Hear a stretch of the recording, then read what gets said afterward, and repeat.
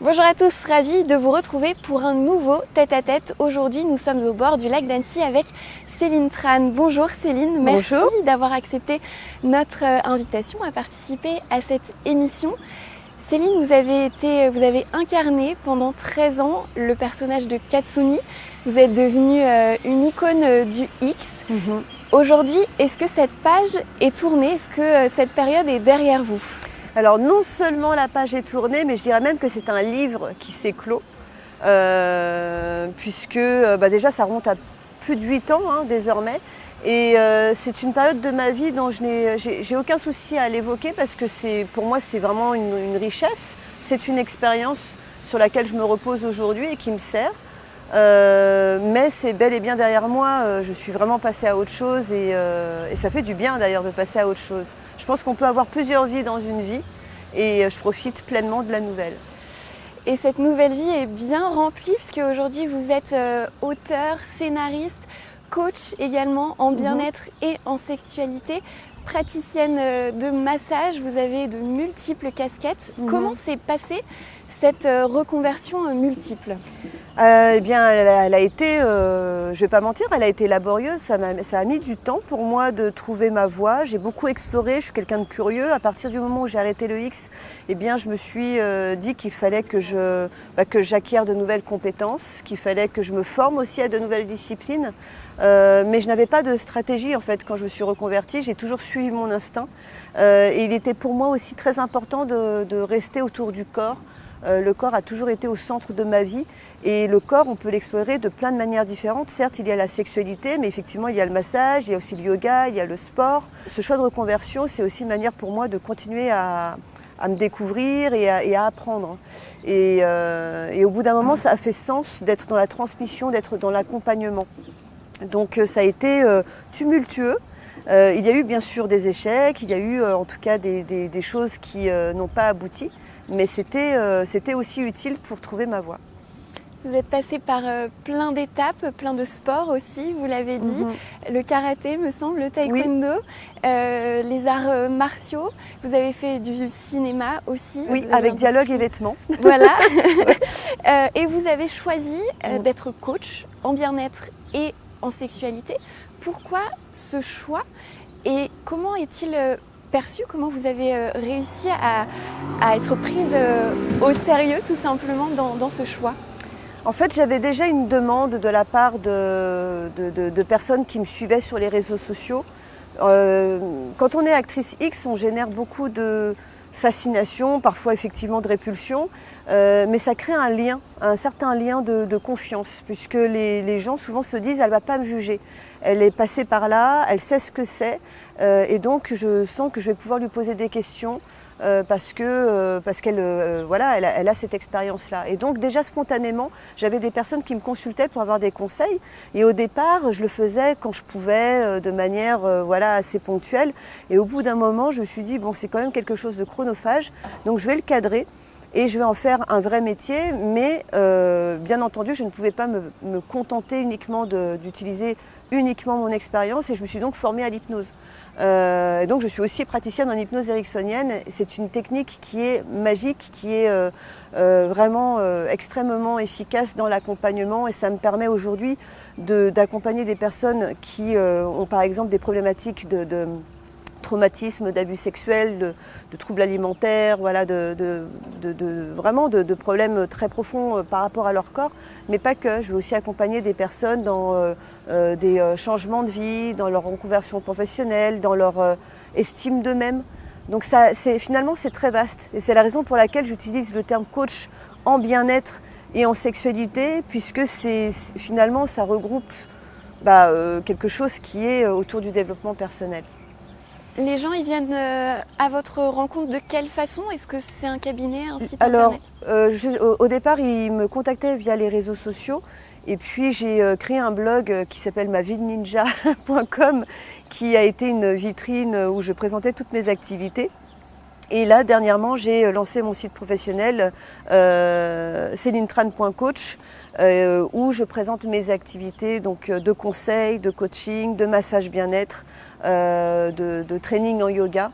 Et donc les gens peuvent prendre rendez-vous via cette plateforme, en sachant que je suis très claire évidemment sur le cadre, parce que forcément mon passé reste quand même très présent.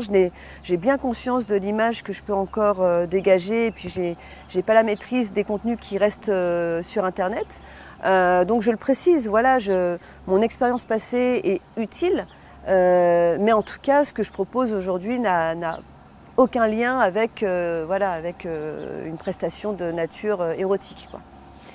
Cette partie bien-être, c'est une grande partie de votre vie professionnelle aujourd'hui, mais dans cette vie professionnelle, il y a aussi la BD. Ouais. Vous êtes auteur, scénariste. Votre première BD en tant que scénariste, elle est parue en 2013, Heartbreaker. Alors c'est à la base c'est un directeur de collection en fait à l'époque chez Ankama qui m'a contacté, qui voulait que je participe en tant que comédienne pour un clip promotionnel d'une BD. Et puis finalement de fil en aiguille, moi je lui ai fait savoir que j'avais envie de plus en fait, que là j'étais justement en train de lâcher mon personnage sexy de Katsuni, j'étais en pleine transition et j'avais envie d'autre chose. Et c'est lui qui m'a proposé du coup d'être co-scénariste. Donc j'ai commencé du coup avec Heartbreaker, on a lancé un volume 2. Ça m'a beaucoup plu et du coup là je suis en train de terminer une autre BD en tant que scénariste chez Glénat. Donc j'écris peu, mais c'est quelque chose que je souhaite développer. Chez Glénat, vous êtes aussi directrice de la collection Porn Pop. Oui. Qu'est-ce qu'elle représente cette collection pour vous ? Alors la collection Porn Pop est une collection récente qui est destinée aux plus de 18 ans. Glénat a fait le choix de donner une place d'honneur à la sexualité représentée en BD, dans son côté fun, dans son côté éducatif. Donc on propose des albums qui sont très variés, avec beaucoup de dérision. Il y a aussi beaucoup d'artistes féminines et mon rôle c'est d'accompagner les artistes, enfin déjà de sélectionner les projets et ensuite d'accompagner les auteurs et les dessinateurs dans l'élaboration du projet jusqu'à sa publication, jusqu'à sa promotion. Donc c'est un travail encore une fois d'accompagnement qui est hyper intéressant et voilà, je suis vraiment très très contente d'être chez Glénat. C'est une belle maison d'édition et voilà, ça fait du bien de donner de la place justement au sexe dans la BD, parce qu'on peut se permettre d'être ultra créatif et d'aller beaucoup plus loin finalement que dans les films X. Le sexe dans la BD, vous allez en parler notamment au festival Sevrier BD avec une conférence à laquelle vous allez participer sur le thème « La BD érotique, la fin d'un tabou ». Qu'est-ce que vous inspire ce thème ? Alors oui, souvent on associe sexe et tabou et c'est tristement encore vrai, en tout cas en France. C'est pas parce qu'on parle, qu'on montre du cul, désolé, mais je pense que c'est vraiment le terme qu'il faut utiliser, qu'on est forcément plus libéré dans sa sexualité. Et donc il y a encore des réserves. Et je dirais même qu'aujourd'hui on revient à une certaine forme de puritanisme. Alors c'est important hein, de se remettre en question, parfois de dénoncer certaines dérives, mais en même temps, on est en train de brider un peu la créativité. Et nous, dans la BD, on lutte justement contre cette censure qui est là au nom de la tolérance, de la bienveillance. À force d'être dans la bienveillance, on finit par avoir peur de vexer. Il y aura toujours quelqu'un, en fait, finalement, qui se sentira peut-être blessé par une histoire, par une représentation. Et nous, on n'a pas envie de s'enfermer là-dedans. Donc forcément, on s'expose à des critiques, on s'expose à des personnes qui vont considérer par exemple que telle œuvre peut être, je sais pas, sexiste. Bah ouais, mais on pense résolument que dans la BD, c'est justement l'idée, c'est de profiter de cet espace pour proposer un point de vue, pour proposer une histoire, et c'est ça qui est libérateur. Donc je vais être accompagnée de super guests aussi et je suis très contente de participer à cette conférence qui se fera du coup à distance. Donc rendez-vous le samedi 1er mai pour suivre cette conférence sur la page Facebook du festival Sevrier BD. Vous êtes par ailleurs, Céline, la marraine de l'association Open qui fait de la prévention auprès des jeunes sur le digital. Pourquoi cet engagement ? Parce que en fait, à partir du moment où j'ai commencé à arrêter le X, j'ai pris du recul. J'ai commencé à Vous savez, quand on est dans ce type de milieu, on est en immersion, on est coupé des normes, et d'ailleurs c'était aussi ma recherche, d'être coupé des normes de la société, d'être dans une industrie où les codes étaient inversés, et quand on en ressort d'un seul coup, c'est comme un réveil, on se dit ah oui, en fait, ça c'était peut-être pas forcément entre guillemets normal, c'est un terme qui veut pas forcément dire quelque chose, mais en fait c'est d'un seul coup on grandit quoi, et pour ma part j'ai pris du recul sur l'image que je véhiculais, sur les films dans lesquels j'avais tourné, sur leur impact surtout dans la sexualité des spectateurs, et en particulier des jeunes générations, des nouvelles générations. Moi je regrette aucunement ce que j'ai fait, j'ai pris du plaisir à le faire, et mon intention c'était justement de donner du plaisir aux gens, et je pense avoir plutôt bien réussi ma mission. N'empêche que le porno est devenu une industrie avec des pratiques sexuelles systématisées, caricaturées, c'est du show. Tout le monde n'est pas forcément conscient de ça.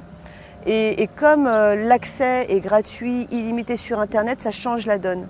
Et donc, moi qui ne voulais pas me sentir responsable, au bout d'un moment, j'ai dû prendre mes responsabilités et me dire, ok, je peux faire l'autruche et faire comme si de rien n'était, ou je peux profiter de ma notoriété, de mon influence pour, à mon échelle, communiquer sur cette importance de faire la différence entre la sexualité du porno, qui est une sexualité de fantasme, et puis la sexualité réelle, qui devrait être justement une sexualité de développement personnel quelque part. Une sexualité où chacun trouve ses propres repères, où il y a du respect, où il y a de la découverte, où il y a de la joie. Et c'est pas si évident quand on regarde les films X, parce que parfois on peut y trouver des pratiques sexuelles ou une certaine brutalité qui peut être, qui peut être dérangeante, et encore plus pour un public jeune. Donc avec l'Open, on organise des conférences, on est intervenu auprès des CPE de collège. Pour ma part, je suis de plus en plus sollicitée pour communiquer là-dessus. Et vous faites des conférences pour parler de ça, de votre parcours, de votre recul aussi sur tout ça. Il y a une conférence qui m'a beaucoup touchée, un TEDx Talk, dans lequel vous dites devenir actrice X, ce n'est pas héroïque, mais ce n'est pas honteux. Mm-hmm. C'est la conclusion que vous faites aujourd'hui de votre histoire, de cette période en tout cas.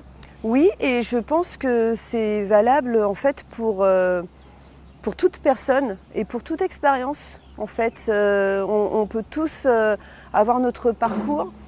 C'est bien de se remettre en question, c'est bien de reconnaître ses erreurs. Je veux dire, ce serait complètement hypocrite de dire tout a été parfait dans ma vie. Et parfois même, c'est très sain aussi d'avoir des regrets, justement pour rectifier le tir et faire de nouveaux choix. Reconnaître ça, ça fait grandir. En revanche, se porter un jugement et être dans la honte, non, ça ne sert à rien de se victimiser non plus d'ailleurs, parce que certaines personnes le font parfois. Moi je pense que tout est intéressant, tout est matière pour s'épanouir et pour continuer à grandir. Je n'ai pas du tout honte de mon parcours, j'en suis pas spécifiquement fière non plus, je suis juste satisfaite d'avoir suivi quelque chose qui pour moi me semblait juste au moment où je l'ai fait. Et j'encourage pas les gens bien sûr à faire du porno ni même à en regarder, en fait chacun fait ce qu'il veut. Moi mon message aujourd'hui c'est surtout faites ce qui résonne de la manière la plus saine pour vous, faites ce qui vous donne de la joie et tant pis si vous vous trompez, parce que c'est forcément, vous pouvez pas vous planter quand vous vous écoutez en fait, quand vous écoutez ce que vous avez dans le ventre et pas forcément ce qu'il y a dans le mental, parce qu'on a tendance à se juger, à s'évaluer, à se limiter. Et si j'étais restée dans le jugement de ma carrière, je ne serais pas là aujourd'hui à faire ce métier-là. On terminerait sur ces belles paroles. Merci beaucoup Céline d'avoir participé à notre tête-à-tête et merci à vous de l'avoir suivi. On se retrouve très vite sur 8 Mont Blanc.